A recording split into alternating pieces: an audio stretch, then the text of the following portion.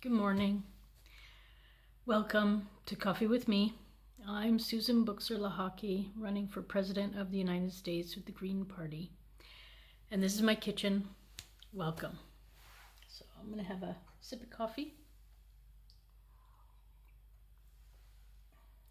and then get started. So it's Thankful Thursday, and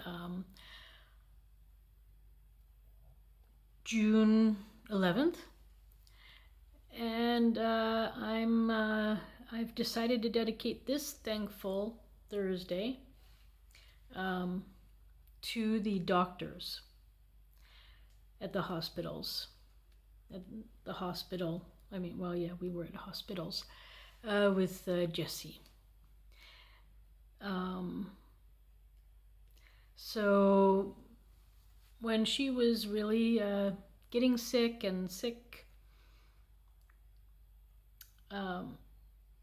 we had trouble getting her diagnosed. We ended up seeing 5 different doctors, and it's with the 5th one that we finally got a proper diagnosis. And so leukemia is not easy to diagnose, apparently. But had somebody taken some blood at some point, it would have been easier. They probably would have seen it. Anyway, by the time it finally got diagnosed by, I should say, we have a doctor in a neighboring town. It was a female doctor, and she was from China, married to a Swiss man, a Swiss doctor. They were both doctors. It was their practice. So children's doctors. Pediatricians. And as soon as Jessie walked in the door, or whatever, we went in for our consultation, the doctor said, "Oh, your daughter is very sick. We need to take blood. I think I know what it is." And that's what she said. Her German and English were broken, so we did the best we could to understand each other, but we were both obviously from different lands and trying to communicate, but a very wonderful doctor, I'm so happy I went, and got to see her, and she knew exactly what it was. And so, so she then said, I think it's leukemia, and you need to go home and pack your bags because you're going to be staying at the hospital. And so I did that. But, trying to get a doctor to listen to me and trying to get a doctor to do tests and things is very difficult in Switzerland. And it took about 2.5 months to get that diagnosis. And I'm going to say that Jessie was probably very close to death at that point. She was looking very malnourished. She had really small arms and a very big belly, and it was really scary. So, but luckily it did happen, and we could get to the hospital. And then at the hospital, it was quite interesting. I guess I was asking a lot of questions, and I don't think a lot of people in Switzerland, I guess, ask questions. But the one head doctor who was in charge of our case, at one point, he said to me, "Look, if you tell me no, that you won't go forward with this treatment with your daughter," I don't know why he came up with that phrase, but anyways, he somehow felt that I was challenging the whole process that he was telling me about. Anyway, he said I could get the court to make you start this treatment, because he looked at me and he said, "We can save her. There is a chance. It's not too late." And with that, I knew that for whatever reason, we were, here again at a hospital with a child, and that this time we were getting a go-ahead. We were getting a yes, we can do it. And so I knew then that it was the right thing to do.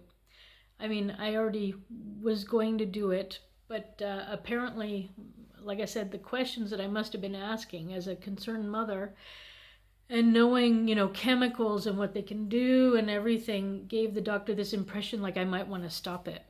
Now, I know that there are some religious groups out there that don't allow these things, so maybe he was thinking I was in that group or something, I'm not sure. But it was good to know that he was confident in what he was doing too. So we started. And she was, like I said, very close to death. I don't know how many leukemic cells were in her body, but over 90% of her blood cells were leukemic. So, as you can imagine, she was pretty bad off. But we started the treatment, and it worked. It worked, pretty quick. She responded, her body responded, and so we were truly lucky and blessed. And the doctors were all so wonderful, really amazing. Yeah. And then, as you know, the leukemia came back a second time. We had a little over a year off between cancers, but then she had a lymph node that started to grow in her neck, and then we went in and they did a biopsy and discovered, yes, it was leukemia again. It came back, and then we had to start treatment all over again. But the second time around, it was very sort of low dose treatment, but it was still, 2 years of treatment. The first one was 2.5 years because it was so everywhere in her body. Yeah, but, she's now 18. She took her last medicine when she was 10. So she's cured. And she's a walking miracle, a modern medicine miracle. So, miracles do happen. Medicine and doctors can really cure certain things nowadays. We still have a long way to go, and we need a lot of research still. But we have to, balance what's right and wrong, and, animal and human testing and all this stuff. We need to think about all of that. But right now, I really want to actually just focus on the fact that I am so grateful that my daughter is here to be with us today and is, working at the hospital herself now, giving back to the community in that way. And, we are really blessed. So to all the doctors who were out there who helped us along our way, thank you so much for everything you did. Thank you for being strong and being accurate and knowing what to say and do. So thank you. She's alive and she's doing good things. So that's the great news. Thank you. All right. So I don't know what else to say, except for the fact that the song of the day is from Mary Poppins, Disney, and it's a spoonful of sugar helps the medicine go down, because it's in honor of the doctors. Yes, and their bedside manner. Okay, so I wish you all a wonderful day, and